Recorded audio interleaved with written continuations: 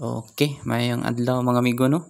So topic na to karon mga amigo ang pag-detect sa anay nga nanguwag mga amigo no. What? So kani dayng anay nga nanguwag mga amigo mo gunay sa pagsugod mga amigo mo last ni siya og mga 6 to 7 days mga amigo no. Depende sa anay mga amigo. So nay mga anay mga amigo nga dugay gid siya manguwag mga amigo. Dugay upas ang iyang uwag. Huh? So kaning anay mga amigo gunad sa pagsugod mga amigo mo standing heat na siya naa ni sa mga 3 to 4 days mga amigo.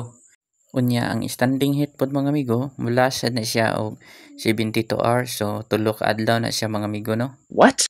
So ang peak pod nga pagpahabal ani mga amigo naa ni siya sa mga 4 to 5 days unad sa pagsugod og uwag mga amigo. So ang pag-detect na pod mga amigo no og naka-standing heat na ba ang inyong mga anay nga nanguwag mga amigo no. So ang pinakasayon na amigo inyo ra na siyang tungkuan or sakay-sakayan mga amigo. So pareha ani mga amigo. Oh my Kaya god. ang anay mga amigo nga nangulag or nag-standing heat na bisag unsa pa mo kabug-at nga motungko niya di gyud na siya mudagan mga amigo no motingkag ra na iyang dunggan. Pero wala pa na siya nag-standing heat mudagan gyud na siya mga amigo no kung inyo na siyang sakyan. So mao gyud na pinaka the best mga amigo no nga pag-detect sa anay kung standing heat na ba siya mga amigo. So ingana lang siya kasayon mga amigo kung heat na siya mga amigo so pwede na mo motawag og manghabalay mga amigo no or mang-iayay. So ingana lang siya kasayon mga amigo.